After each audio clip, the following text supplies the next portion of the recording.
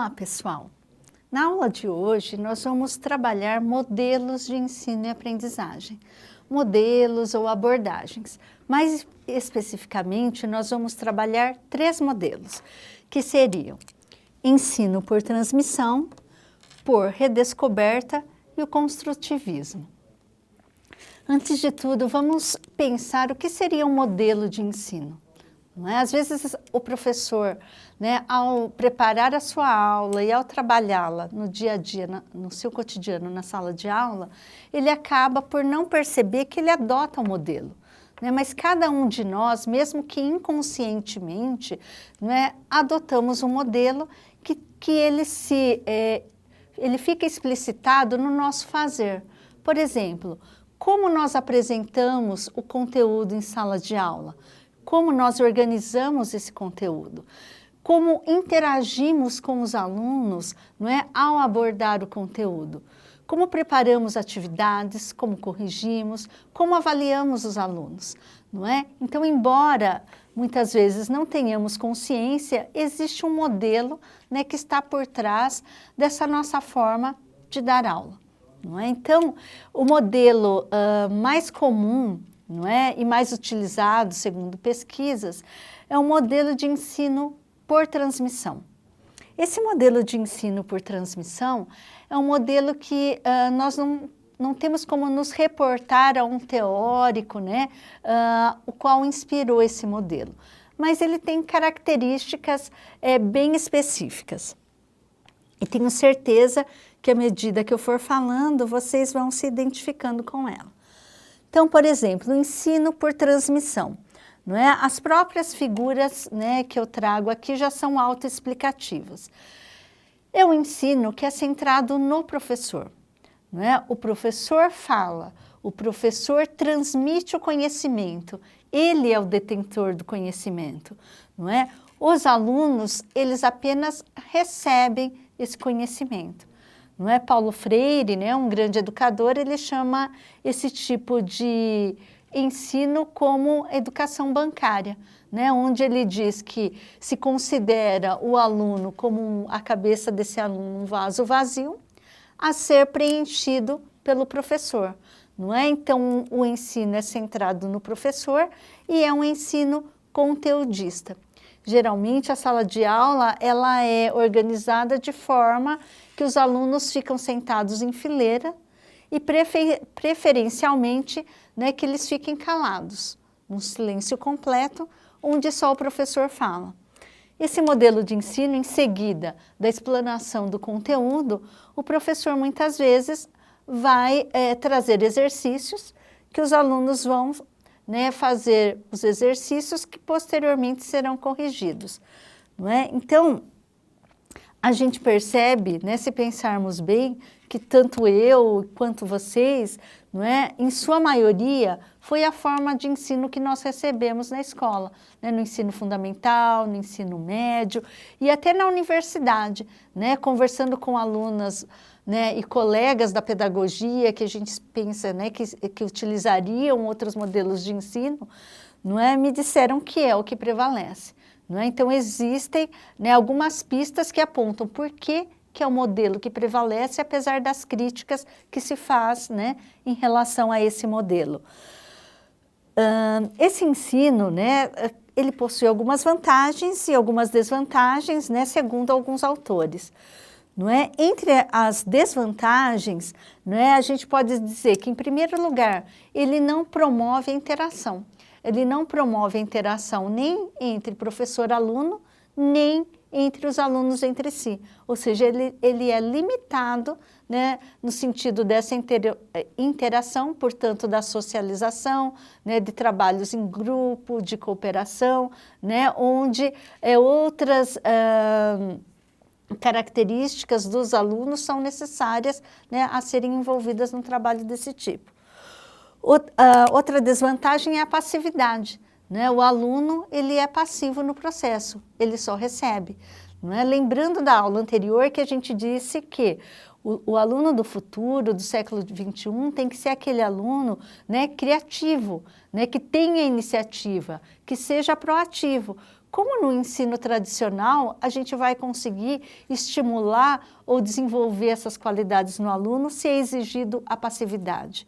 Não é? O professor fica contente quando o aluno está quieto e olhando para ele. Mas será que isso significa que esse aluno está aprendendo? Não é? Nós também fomos e somos alunos. Não é? A gente olha para o professor e pode estar imaginando 1000 coisas, não é? Menos o conteúdo. Aí no desespero, quando chega a véspera da prova, a gente vai estudar sozinho. Ou seja, a gente dá uma de autodidata e a aula do professor não serviu de nada. Não é? Então veja as contradições, né, desse ensino por transmissão. O ativo é o professor. Ele gasta uma aula inteira gastando saliva, repetindo o que ele já sabe. Enquanto os alunos gastam uma aula inteira olhando para ele e muitas vezes sonhando, nem prestando atenção estão.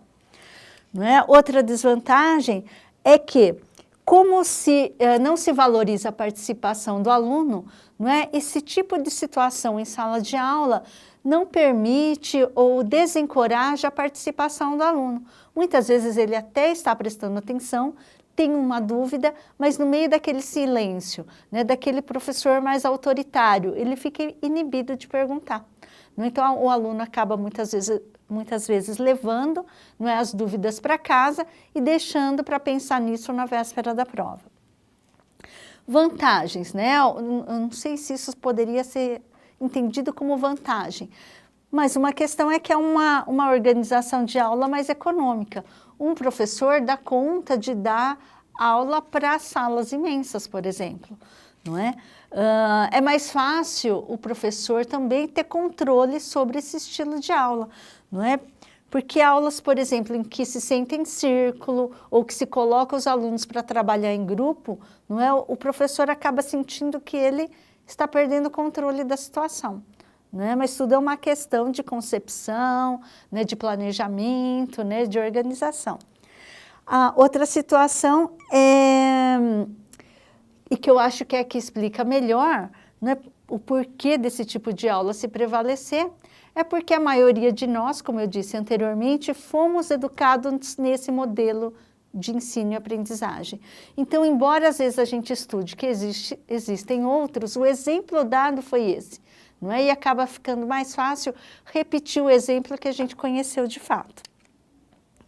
Bom, agora vamos discutir um outro modelo de ensino, não é? Ele tem características diferentes do ensino por transmissão.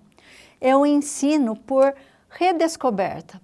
Não é? É interessante que esse modelo de ensino nasceu num contexto específico, né, por volta de 1957, quando a antiga União Soviética lança ao espaço, né, o Sputnik.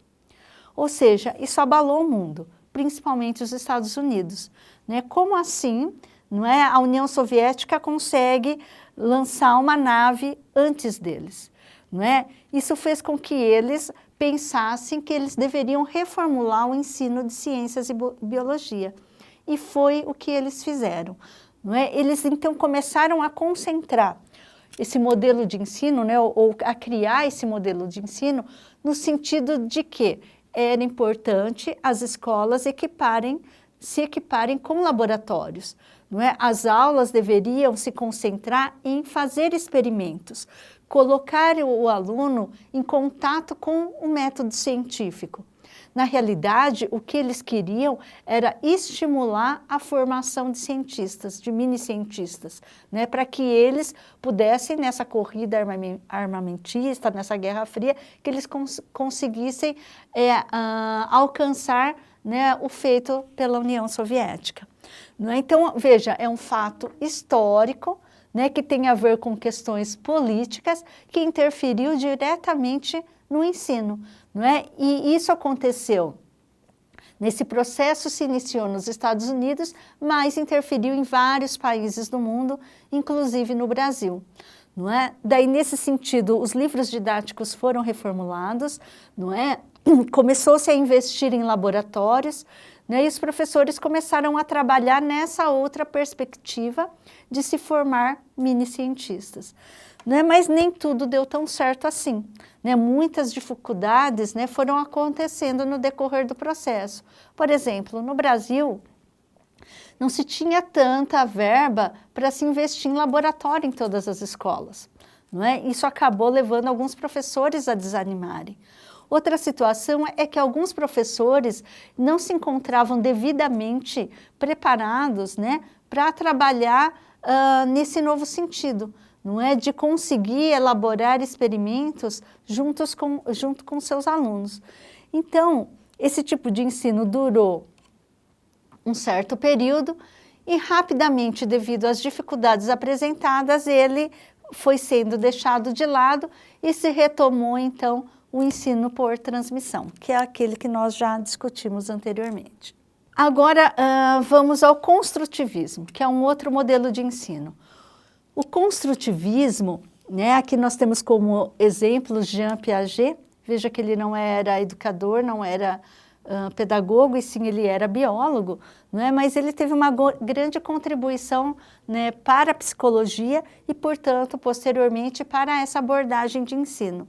Então, veja o que ele dizia: o professor não ensina, mas arranja modos de a própria criança descobrir.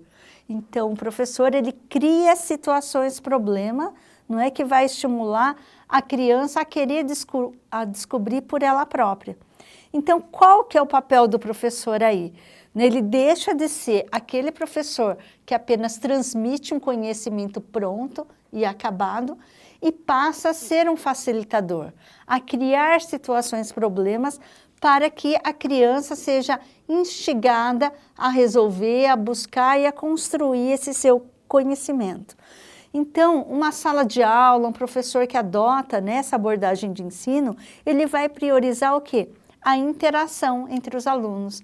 Ele vai fazer grupos de pesquisa, ele vai trazer jogos para esses alunos, ele vai criar situações, problemas para que os alunos possam investigar. E aí, nesse sentido, é muito fácil trazer as tecnologias para perto, não é? Se o professor souber organizar bem uma situação, problema, ele pode pedir para que os alunos, por exemplo, façam pesquisa na internet, tragam os resultados dessa pesquisa, discutam no grupo, e assim criam-se condições de ensino e aprendizagem mais favoráveis, muito diferente daquela situação, não é, do ensino por transmissão. Outro ponto relevante aqui é que, neste caso, o erro não é um problema. Não é? O erro do aluno pode ser um ponto de partida, não é, para se ampliar o conhecimento desse aluno. O erro, por exemplo, pode ser uma situação problema. Então, veja, é uma perspectiva muito diferente, né, se comparado às outras que nós vimos até o momento. Então, obrigada, não é? Espero que vocês tenham gostado da aula, não é? E aprofunda esse conteúdo por meio do estudo, né, no livro-texto que é indicado para vocês.